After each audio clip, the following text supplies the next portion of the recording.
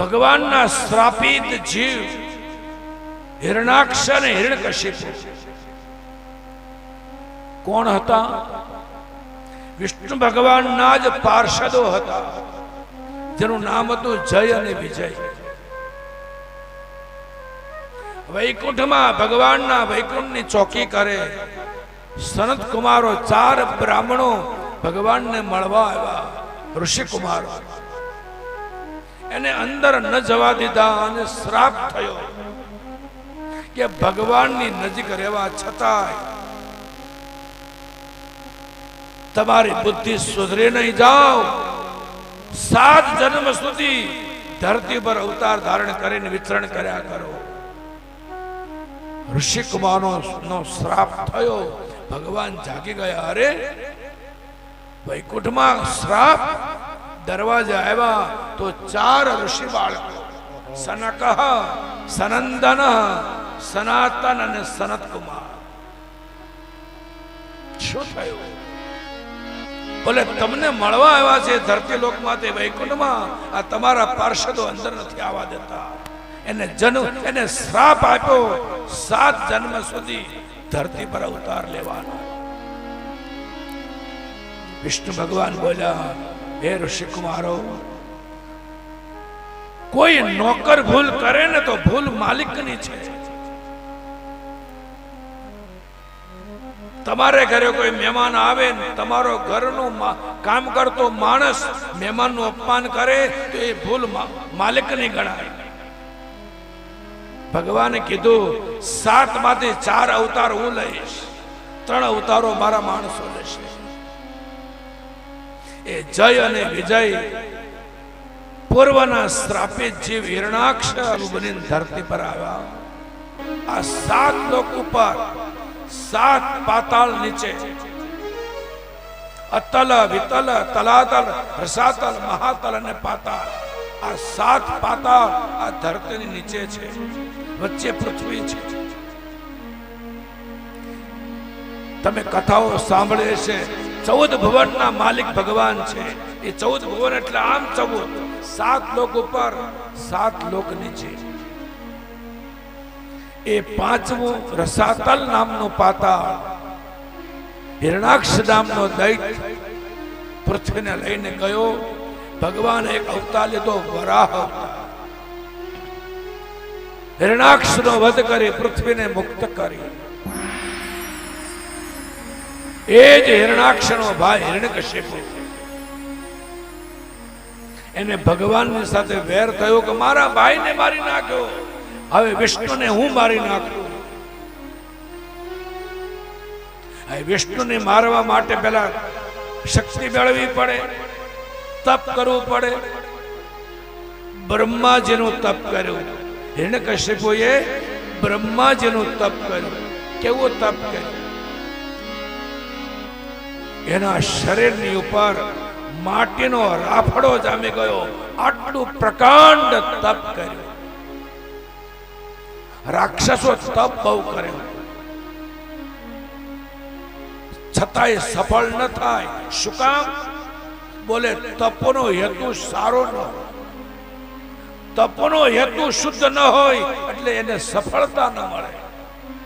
પણ દેવાધીન જગત સર્વમ મંત્રાધીનસ્થ દેવતા, મંત્ર ને આધીન ભગવાન છે એટલે એને આવવું પડે વરદાન દેવા માટે. બ્રહ્માજી વરદાન દેવા માટે આવ્યા હિરણ્યકશિપુ.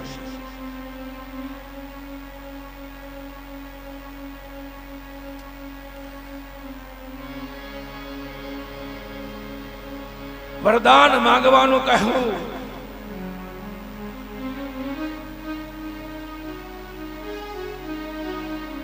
બ્રહ્માજીને કહ્યું, હિરણ્યકશિપુ ઉભા રહો.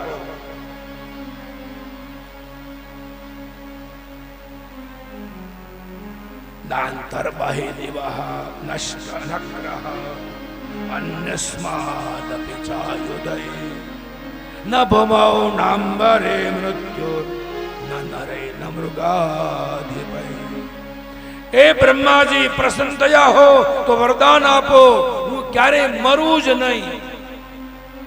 બ્રહ્માજી ધ્રુજી ગયા, ભાઈ આ વરદાન ન આપી શકાય. કેમ? બોલે હું પોતે અમર નથી, હું પોતે મરવાનો છું. આ દુનિયામાં જન્મ લીધો એને જાવું તો પડે.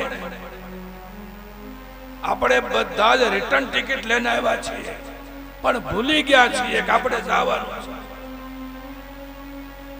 આ ધરતી પર જે દિવસે ભગવાન આપણને મોકલ્યા ને એ દિવસે રિટર્ન તારીખ ભગવાનની પાસે એને ટિકિટ રાખી છે. ગમે ત્યારે બોલાવી લેશે, યાદ રાખજો. બ્રહ્માજીએ કહ્યું હું પોતે અજર અમર નથી તો તને કેમ બનાવું? હા, તને જેનાથી ડર લાગતો હોય એનું કહે, એનાથી તું ન મરે. હિરણ્યકશ્યપુ કહે ઉભા રહો, મને વિચારવા દો. એને વિચારીને 14 વરદાનો માંગ્યા, 14 વરદાનો, કે આટલી વસ્તુથી મારું મૃત્યુ ન થાય. નાંતર બહી ન, હું જ્યારે ઘરની અંદર હોઉં ને ત્યારે મારું મૃત્યુ ન થાય. હું ઘરની બહાર હોઉં ત્યારે મૃત્યુ ન થાય. આકાશમાં મારું હોય ત્યારે મારું મૃત્યુ, મારું વિમાન લઈને ફરતો આકાશમાં મારું મૃત્યુ ન થાય. હું પાતાળમાં જાઉં બોટ લઈને, મારું મૃત્યુ ન થાય. કોઈ શસ્ત્રથી ન મરું, અસ્ત્રથી ન મરું.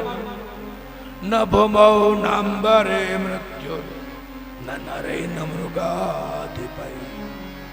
આ ધરતી ઉપર મારું મૃત્યુ ન થાય.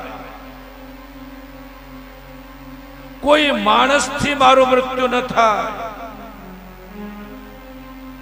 કોઈ પશુથી મારું મૃત્યુ. આમ 14 વરદાન બ્રહ્માજીની પાસે માગી લીધા. બ્રહ્માજીએ કહ્યું તથાસ્તુ તથાસ્તુ, જા, આટલી વસ્તુથી તું નહીં મરે. આવી તાકાત મેળવીને હિરણ્યકશ્યપુ પાછો આવ્યો. પણ આ દરમિયાન એના ઘરે એની પત્ની કયાધુ, એના ઉદરમાં બાળક રહેલું.